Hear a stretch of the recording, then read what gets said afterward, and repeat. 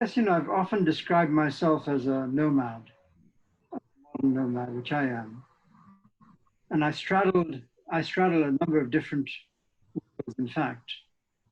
I was born in India, grew up in Pakistan, did my architecture in England at the AA, about the 60s, um, and then went on and worked in England for a bit, went to Pakistan, where we finally settled. We came across in 47. My parents came across during partition. And I worked for a bit, um, and then I'm married to an American, and still are. Uh, Returned to Washington, D.C., where she was in the Foreign Service, in the American Foreign Service. From there, I worked for a while. I worked for a couple of firms, Bayet Associates, on the thing called the Aga Khan Hospital and Medical College in Pakistan. After which, as I said, I went back to Pakistan for a bit, got married to her, and we then moved to Indonesia, which is where we lived for 3 years. I followed her because she was the one who was posted, not me. But at the same time, I kept in touch with the Aga Khan.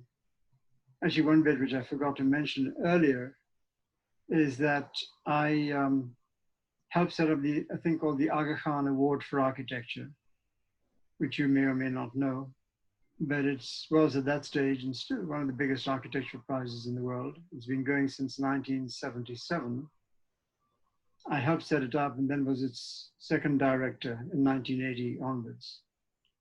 Anyway, I ended up in Indonesia, and after that, decided the Aga Khan came over one day in Singapore and said, would I work for him out of Paris? And I thought, well, that's a great idea. So I joined him. Actually, I said, yes, I'll do it. And he said, you better talk to your wife first. And I thought, probably true, which I did. And she was quite excited. She was ready to leave the Foreign Service for a while because we had 2 kids who were born in Indonesia. So I moved to Paris to work for him and worked on the Aga Khan Award, worked on the Harvard MIT program, which was set up between the 2 universities, and in the end ended up at MIT because I wanted to stop working and write, essentially.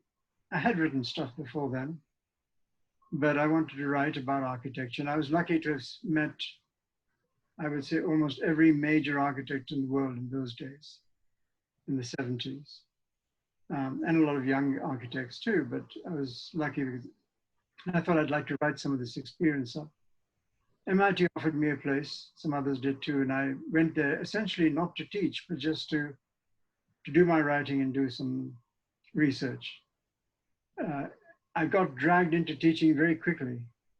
Within a year, I was teaching. They offered me a sort of visiting associate professor position, which I held. At some stage, they said, would I like to apply for tenure? And I said, no, I'm too old, but if you want to give it to me, that's fine. But they didn't want to give it to me, but that's all right. And they said, no, we have a rigorous process. Anyway, so that's when I guess I met Bandit when he was doing his thesis.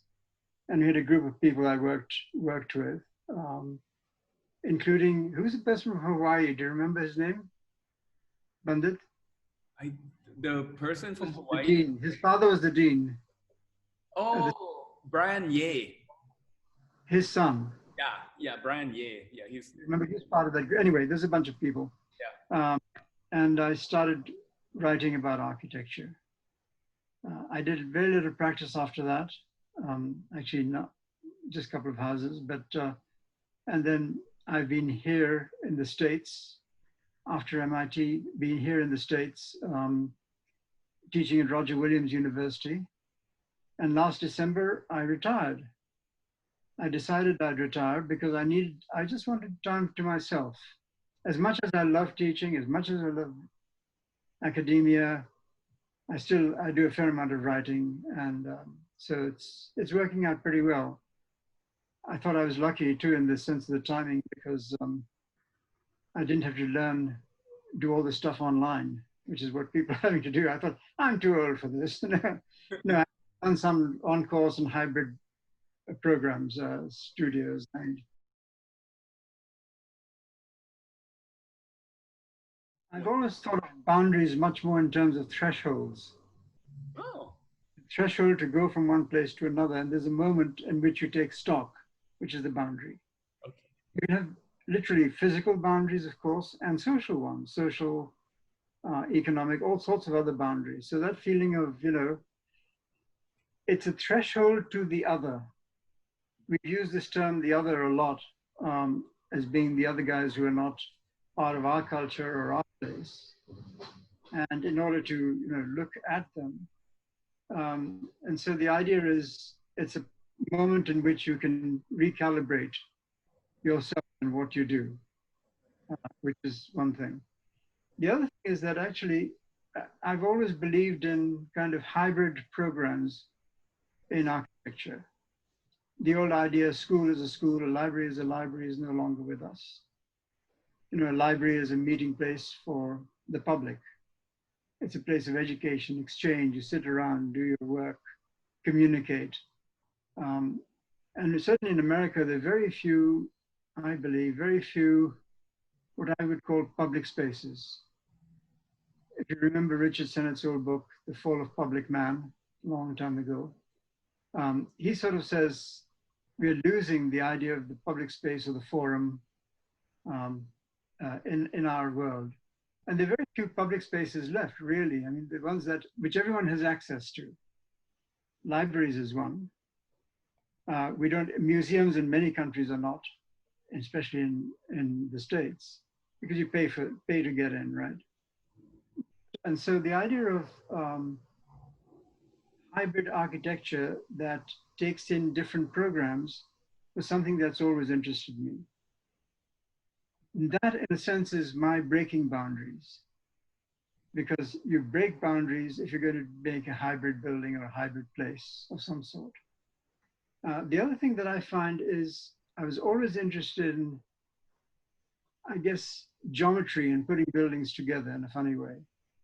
When I was much younger, and at the AA, a couple of people who had a great impact, we're talking about mentors, on me. One was Buckminster Fuller, and the other was a guy called Keith Critchlow, who talked about geometries.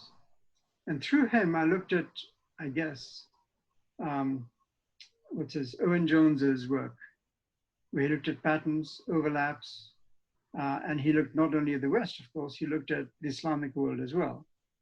By the way, I was not interested or involved in the Islamic world till later, until the time I set up the Aga Khan Award and went to work for Payet. I was a modernist. I came from that. I was also somebody who didn't believe in the past. So things, said you break the chains, go forward. I was one of those characters.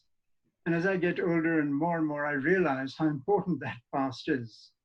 So because it forms us, and in order to know where I've always loved this phrase of Charles Correa's, in order to know where you're going, you've got to know from where you are coming.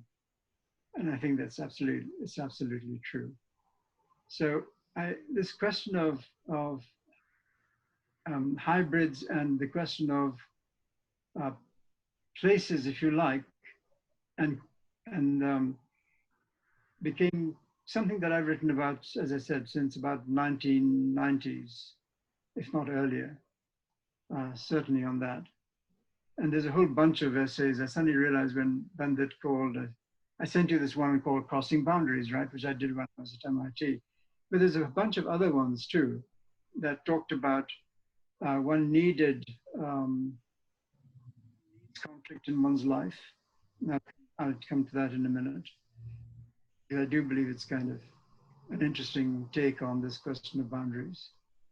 And the other thing is that several years ago, a friend of mine, Richard Sennett, who wrote Fall of Public Man, we were at a seminar together. This is in the early days when I began to know him. And he had written a book, he had written an essay and made a presentation on the foreigner. Who is the foreigner and who is the other? And my job at that strange conference, which is done by the Rockefeller Foundation a long time ago, was to repudiate to be an answer to what what he had said. And of course, in order to be, I don't know, try and be clever, I guess, I sort of took a stance opposite him, not totally believing everything I said, but with the idea of saying, look, in order to be the other, it's not enough to put yourself in the place of the other. So, this idea of crossing boundaries, we need to cross them, but at the same time, we need to hold on to who we are and what we believe in. If you can be sympathetic and open-minded, that I think is quite terrific. So anyway, so I started thinking about this quite a lot, and I've run about, I would say, half a dozen seminars on this as a topic. Things that have dealt on globalization and exchange, things that have talked about particular kinds of buildings or placemaking. This I did a lot, mainly at Roger Williams. I did some stuff with the Rockefeller for a while. And so I think this awareness actually grew out when I was a student. I'm sorry, I'm going back and forth a little bit, but Yeah. I went, when I was in the 60s at the AA, I was this funny Pakistani Indian bloke. And the AA was this, trendy sort of place to be at that time. And I realized that I was different. I hadn't thought of myself as being different from anyone else when I grew up in Pakistan. One, because I was a member of the elite, or my family was. I didn't have to think about these things. Those guys who were different were just different. But when I came to England, and there was a kind of recognition that are you different, but you're different culturally, and you've grown up differently in a place that's not the same as we grew up in. So one of the things that has been important to me is questions of identity. How do we deal with issues of identity as to who we are? So this thing, the question of, I've sort of called it cultural resistance. There is a need to get away from assimilation. I really feel that people need to be displaced. They need to be brought out of themselves in order to be someone or do something. There's an Australian, there are two, I think the sociologists or anthropologists in Australia. Once, oh God, I wish I could remember their names.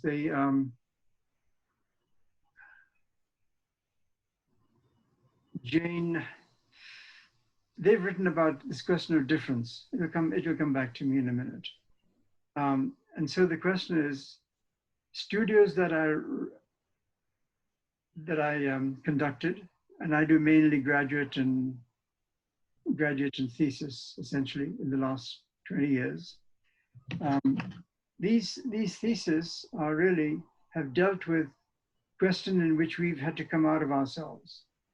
So for instance, I've worked on war, reconstruction after war, reconstruction of both communities, places, and people after war.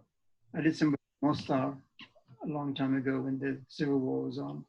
Actually, I was there after the Civil War was over. But with the idea of doing some, looking at saying what is the impact on people.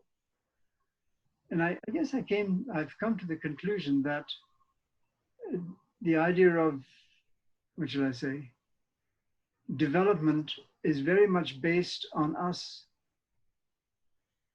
thinking about the other and actually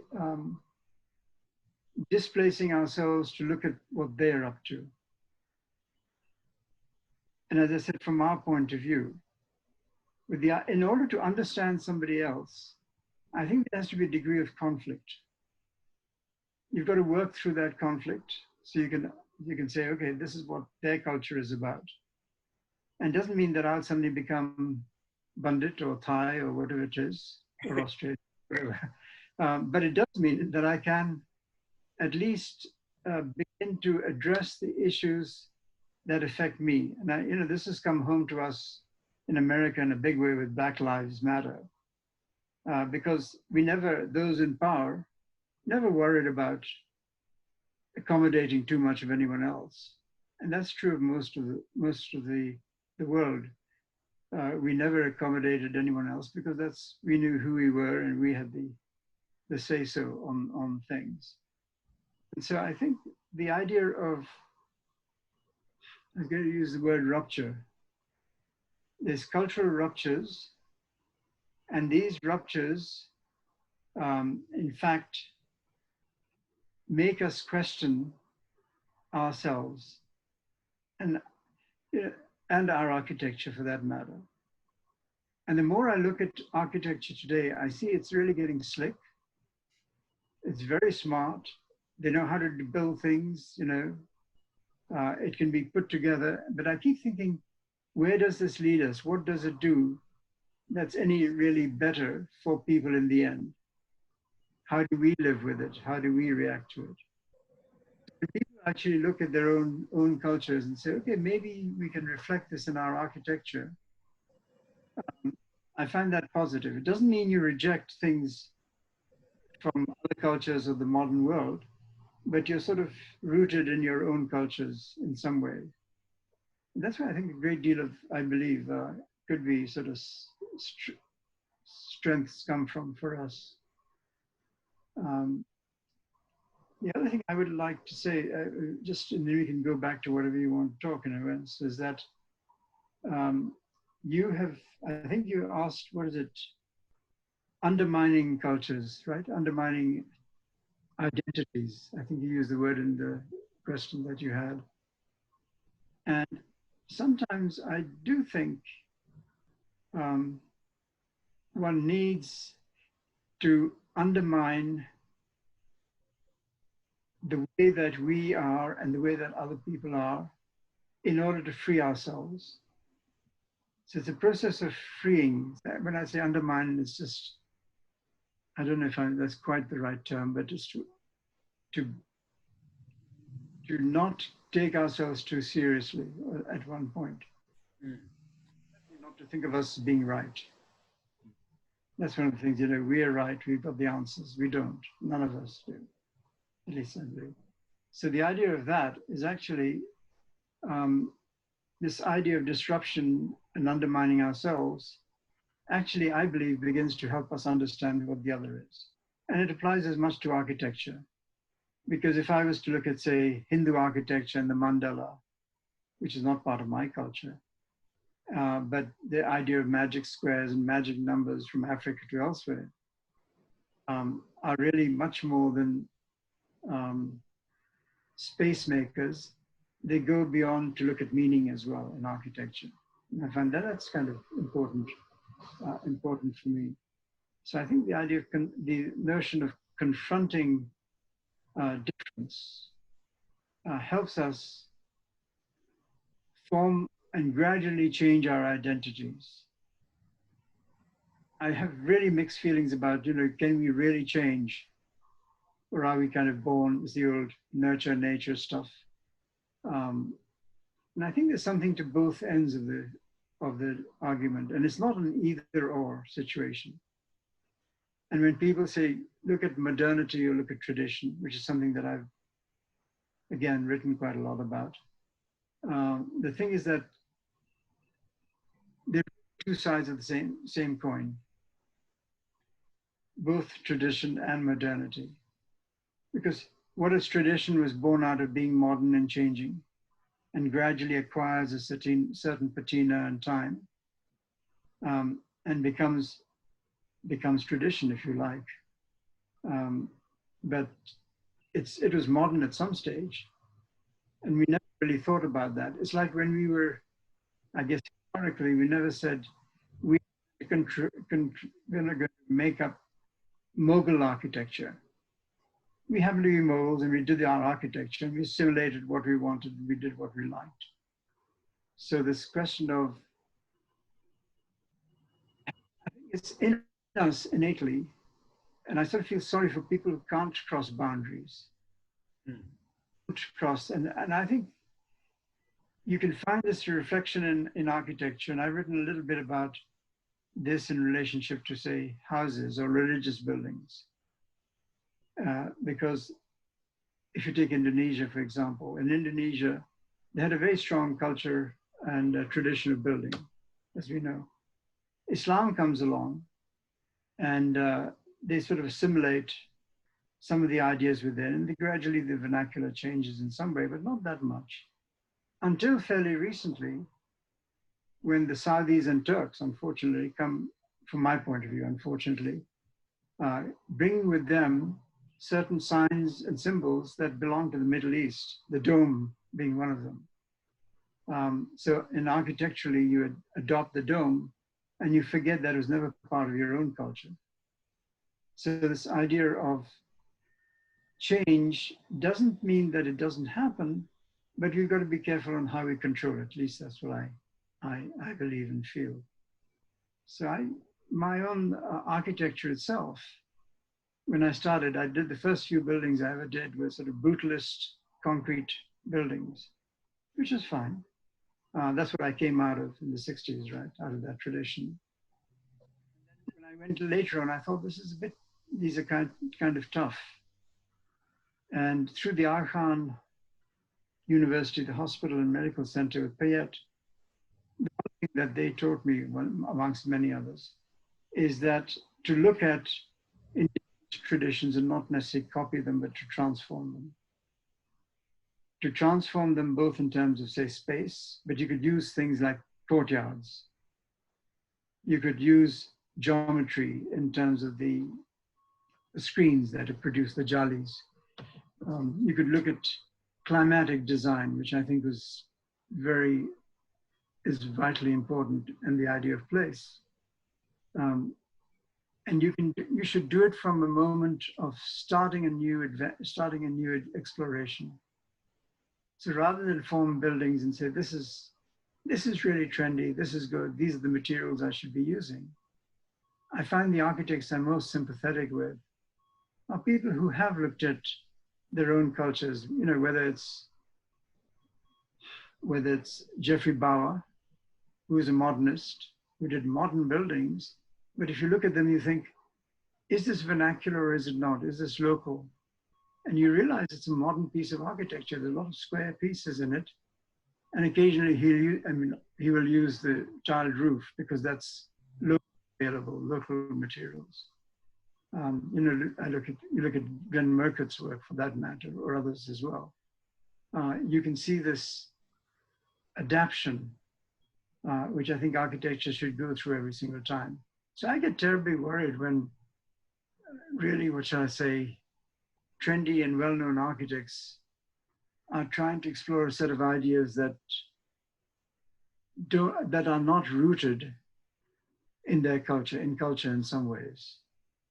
I remember once Frank Gehry and I had a conversation, and I know Frank reasonably well.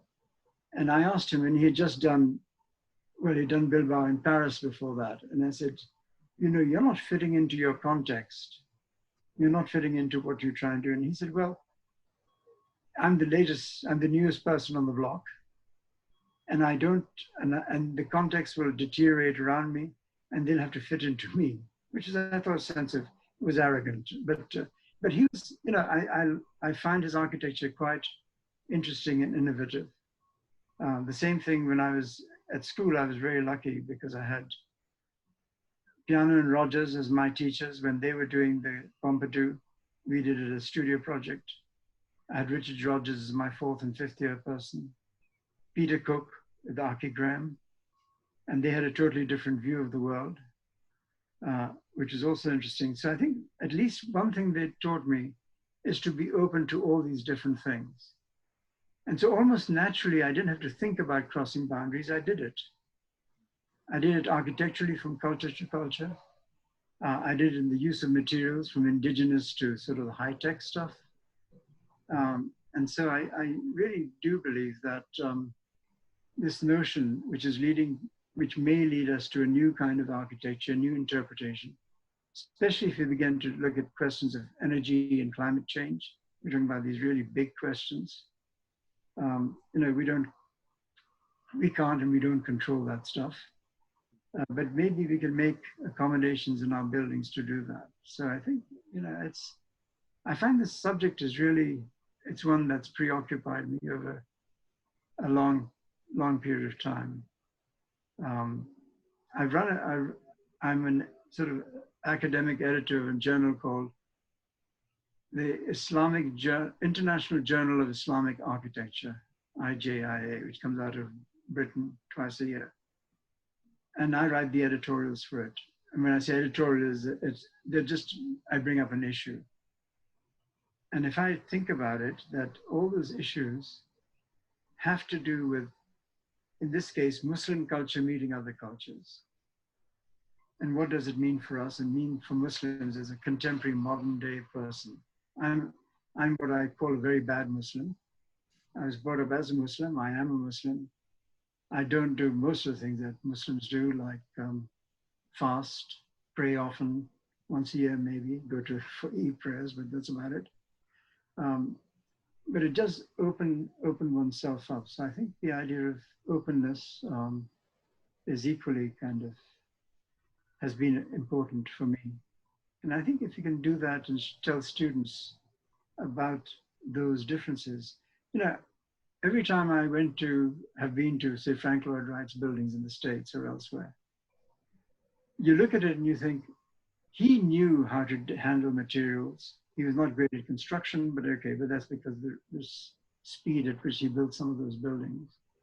But he designed them and to me, reinvented things. He had reinvented the American house because of the way that you enter it, the process that you enter by the prairie houses, the sort of long, thin. But I say reinvented. He didn't actually. What he did is he learned from what was going on around him, whether it's in Arizona or up in Wisconsin or whatever. And he used that to inform an architecture, but created something, he put it together in a certain way that made it feel new. And if great architecture can do that, this is why I find Bawa is one of the most important to me architects of the 20th, 21st century, because Bawa knew how to interpret his own culture, bring all the mod cons of the culture that he was trained in. I mean, he loved Italy, he trained at the AA as well. He was one of the first Southeast Asians or South Asians who went there. And then recreated a new, if you like, a new vernacular in that place. The other person who has had a great impact on me, to go back to this, is Hasan Fathy. Hasan Fathy, when I was a student, said, look at your own cultures. But he said he didn't ask anyone to reject things from outside. But he said, look at what you're doing and then incorporate what you think are interesting ideas within it. And one doesn't know, much that, for instance, Fathy worked with Doxiadis on the city of the future and on housing, totally away from what you associate him with. And somebody like this also made one look at oneself in the same way. So I think it's moments in time that help change us. So boundaries change, threshold change because of something that triggers them, to my mind. And the trigger can be a person, or could be something that you experience. When I went, again, to come back to Bawa, when I went to his own house, Lunu Gunga, which is out in his ex-plantation, and I was wandering around, and this is a story that's been written up by David Robeson and other people as well, and myself.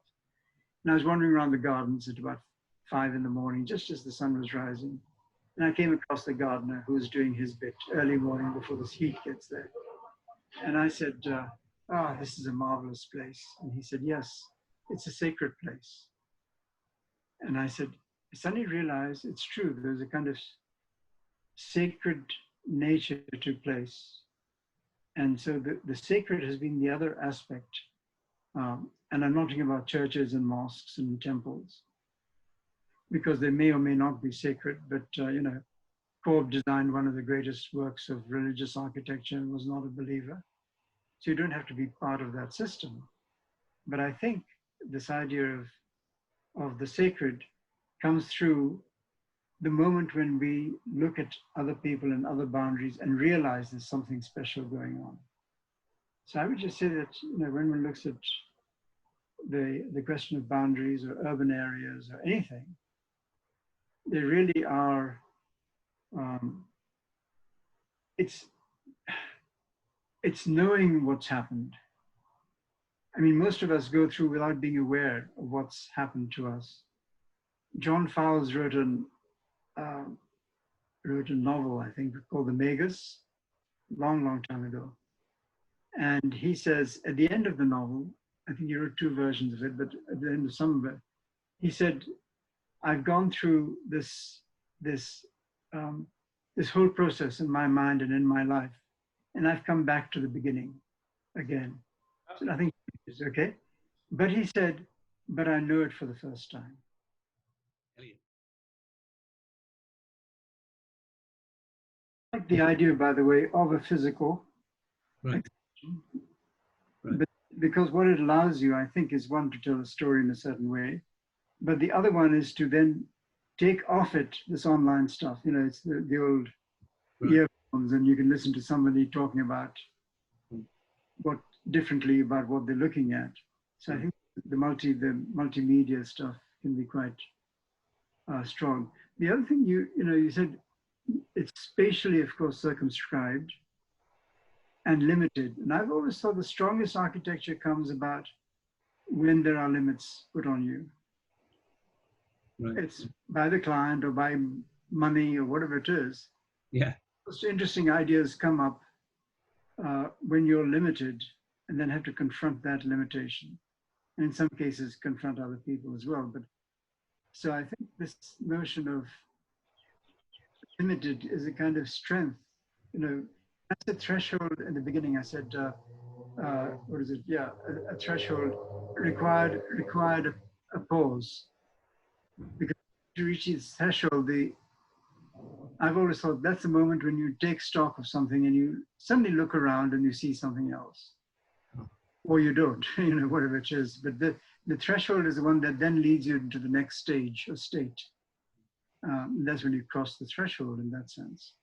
So I think those are notions that are worth, both in architecture, as to what limits you frees you, to use that horrible sort of expression, but it's true. It's sort of, it does free you to do things that are you probably wouldn't think of. Having unlimited resources, unlimited whatever you like, is not necessarily a good thing.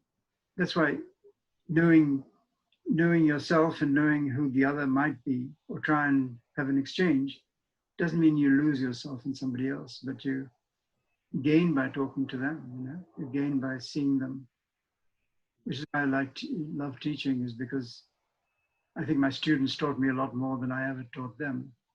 And luckily I teach graduate students, which is that they're skillful much beyond I am, and they will bring new ways of looking at the world. That keeps you alive. I'm just hoping now that I've retired, I don't become too fuddy-duddy in the sense of forgetting all the new stuff that's going on. Hopefully not.